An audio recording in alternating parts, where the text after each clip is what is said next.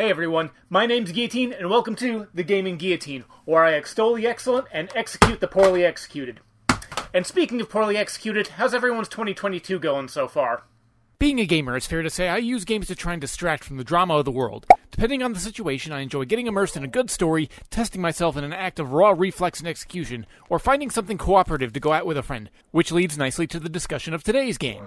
Now, today's title is one I wasn't really initially planning on doing a full review for, but after having played it, I feel like I have a lot to say about it.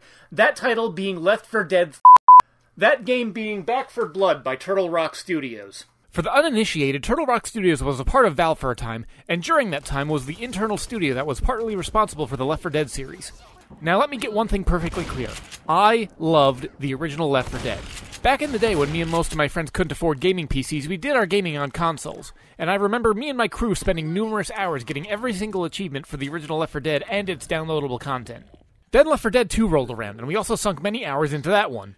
Now, in the years between, Valve has adamantly maintained the internet's inside joke that they are seemingly unable to count to 3 with not having a single game with a 3 in its title in spite of the demand. In the years between Left 4 Dead 2 and Back 4 Blood, Turtle Rock Studios came to have disagreements and left to do their own thing. Valve kept the Left 4 Dead intellectual property, and Turtle Rock debuted their own solo endeavors with Evolve, a 4v1 multiplayer game that had some nice ideas but failed in the end, so the less said about it in this review, the better. However, the ultimate failure of Evolve has probably had an influencing effect on Turtle Rock going back to the Left 4 Dead formula that they were instrumental in creating. And that Left 4 Dead formula should not be taken lightly. The first Left 4 Dead game was so huge that it's likely responsible for a lot of co-op games that have come out since. Valve tends to be a pioneer when it comes to their titles, technologies, and intentions, when they're not taking refuge in the infinite money fountain that is the Steam game distribution service and marketplace. So when the announcement was made that Turtle Rock Studios was making another 4-person co-op zombie shooter that very much looked like what Left 4 Dead 3 would be if Valve had completed it, the internet's short attention span took notice. I was very much paying attention to proceedings, as the prospect of another potentially well-done Left 4 Dead style game was something that I would gladly pay for, but I had to remember that this was no longer when Turtle Rock was part of the Valve hierarchy, with their borderline obscene standards of quality in playtesting, and as I said before, they already had a miss under their belt with Evolve.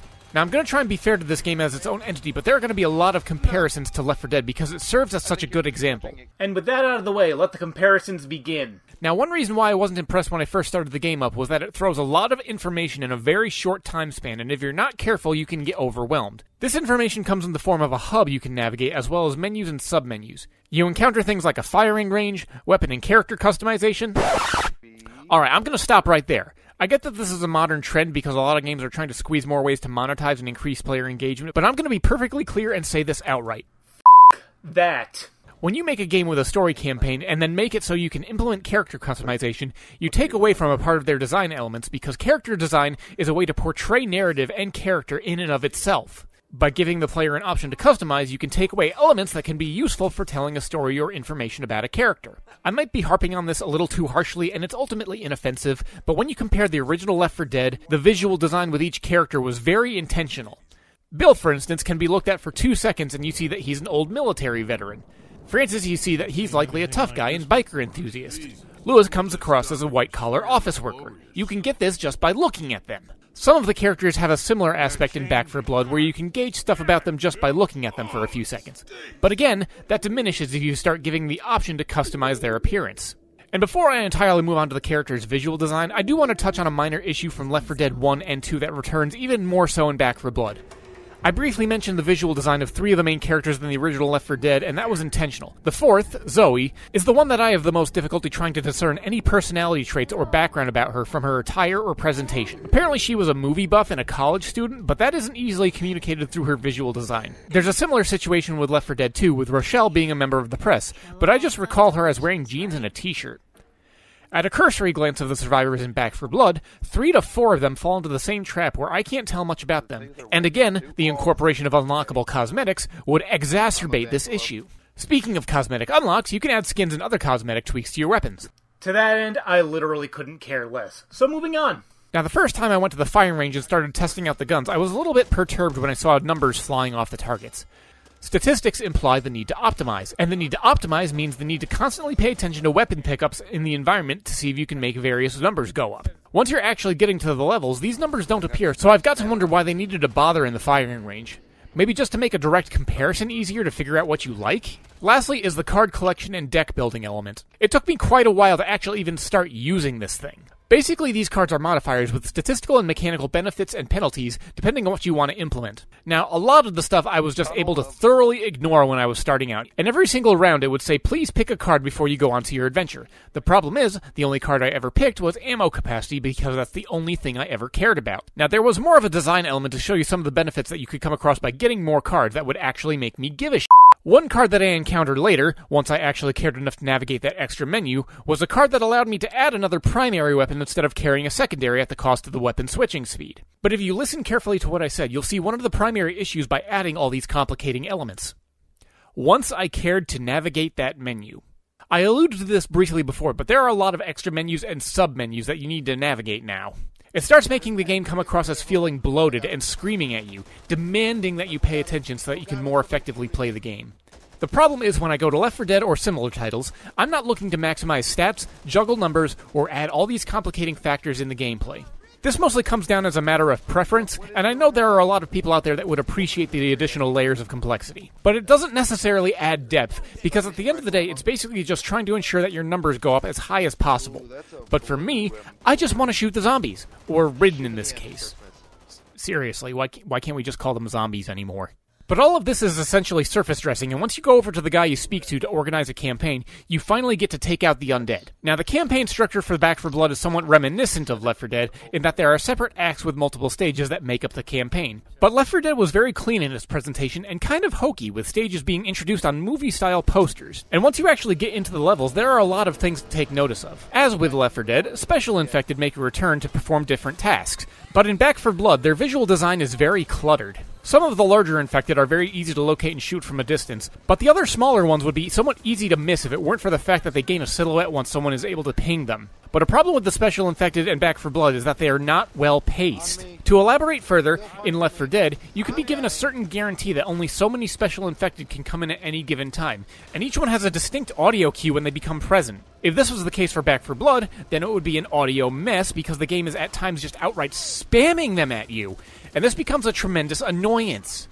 In fact, tremendous annoyance is probably the best description I can make for Back 4 Blood Special Infected. And I don't mean annoying in the sense that they disrupt your rhythm and add gameplay challenge. I mean an annoyance that they just make you scream off at the TV and feel like putting down the controller because it's just becoming monotonous. In fact, pacing overall is an issue when it comes to fighting in Back 4 Blood. Left 4 Dead's AI director gave a very defined sense of peaks and troughs with the pacing, ensuring that psychologically, players experienced enough variance to stay engaged. By comparison, there were several points in Back 4 Blood that seemed akin to a Michael Bay film, where they're so constantly having to maintain attention that you become exhausted and start to tune out. I'm not saying that peaks and troughs didn't exist in Back 4 Blood, but the special infected and standard zombie implementation makes it so that they're not as pronounced. In fact, the most significant peak I experienced while playing Back 4 Blood was a level where you had to hold out in a bar, and the only reason it stood out beyond that was because the jukebox was blasting Black Betty, Blame a Lamb, by Spiderbait. I'd play a segment for you here, but A, I don't want to get obliterated by YouTube's copyright, and B, I actually forgot to put the recording software on while I was playing it.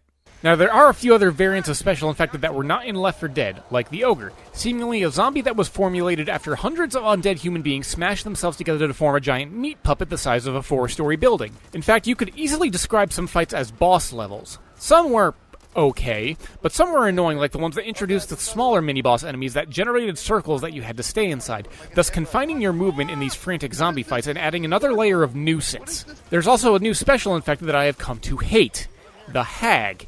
It's basically a larger infected with a humongous gaping maw, and if it can catch you, it swallows you whole, and if your teammates are unable to shoot it in time, then it burrows underground and kills you outright. And speaking of teammates, me and my friend decided to keep it a private lobby and play with 2 bots. Now, in non-combat scenarios, the bots were okay, providing extra ammo, healing, and being able to spot special infected from a distance. However, when combat got heated, their AI quickly buckled under the pressure and were basically continually getting wailed on while me and my friend dealt with the bulk of the snarling masses.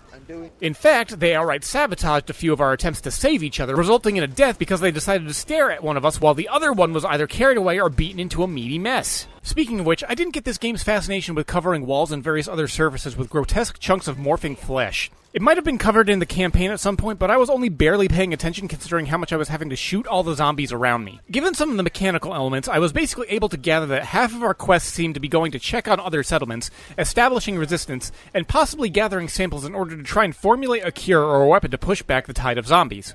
Honestly though, I couldn't tell you what the resolution to the story is because me and my friend didn't finish it. That's right, I didn't finish it. Now, I try and give every game a fair shake when I'm playing it, but if the experience is getting boring or frustrating enough to a point where I'm no longer having fun and I'm forcing myself to play, that usually suffices for a review of the experience.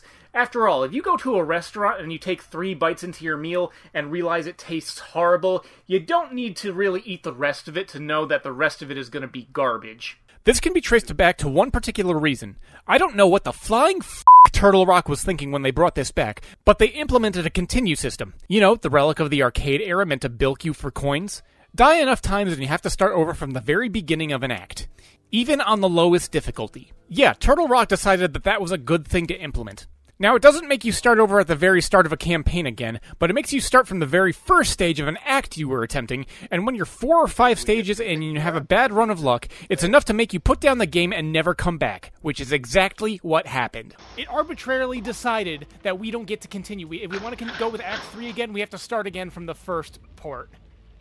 The first part of Act 3? Yes. Weren't we like 4 parts into it? Yes! What the? Alright, yeah, this game. All right. We're done. This game. Yeah, Of all the inane things to add to this game, I cannot for the life of me understand why they put that in. Going back to compare with Left 4 Dead, the structure of the game's levels and its instant ability to restart if everyone died assured that frustration was minimized and that a willingness to play was continued because you would be able to just jump right back into the level with fresh knowledge of what just happened and what caused your failure state. But that leads neatly to an overarching point. Should Back 4 Blood exist? I mean, don't get me wrong, it has a right to exist, but was it necessary? The original Left 4 Dead titles are seminal in the gaming atmosphere, and when someone endeavors to carry on with a spiritual successor, I understand the need to add more. I think feature creep might be a good descriptor of it. Everyone expects so much from sequels, especially when the games that came before have set a bar so high, you can't help but wonder if anyone can ever surpass it again. In fact, let's look at a brief snippet of preview footage when they started to show gameplay. What's new? What can you tell us about it, Chris? Well, we wanted to do more and bigger, right? Back 4 Blood is not necessarily a bad game. For every single complaint I've labeled so far, the gunplay is mostly tight, the combat is occasionally satisfying, and it shows a lot of work has gone into it, but not enough. In the endeavor to add what's expected of the, quote, next game that needs to improve, Back 4 Blood buckles under the weight of all its bloat and excess at the sacrifice of polish. While I was discussing this game with a friend, I came across a single-sentence descriptor that perfectly encapsulates the relationship of Back 4 Blood next to Left 4 Dead. Arbitrary escalation for its own sake, with frustration as a consequence. If I had a 4-man squad going in, my experience might have been different, but as it stands, the numerous annoyances and the final blisteringly stupid decision of having continues in this game have made this a rare title that, in spite of my initial enthusiasm, I did not finish it, and I probably never will. It's yet to be seen if Back 4 Blood is going to have the same staying power as Left 4 Dead, but given there have recently been articles stating that Left 4 Dead's player numbers are far surpassing the spiritual successor, it's not looking bright. For me, Back 4 Blood is not really worthy of praise, but other than the continue system, it isn't really deserving of punishment or execution. Instead, it's probably going to get a fate some would argue is worse. It'll be ignored. Given enough time, it'll likely pass from the memory of cultural consciousness. Not able to surpass what came before in spite of, or indeed because of everything it needed to add, but not bad enough to warrant attention like so many digital bastardizations before it. And so, on this day, I place Back 4 Blood on my shelf to rest, and allow it to decay and slip from public attention, to wallow in obscurity. And whether or not Back 4 Blood can turn things around, we have yet to see. I mean, seriously, Turtle Rock, what were you thinking implementing a system of continues that has been proven for almost 30 years now to be archaic and no longer necessary? What were you thinking? Oh my god. Would you shut up already with the backseat game designing? Oh look, it's the shit-stuffed Cyclops injecting himself into my video to try and make me look stupid again. No. You sit here consuming games and then think you have the right to shit on people's artistic expression. Well, you fail to realize that criticism is a power for good, and I'm harsh because I hope things will improve upon calling these things out. Oh yeah? Then why don't you talk about something you like for once?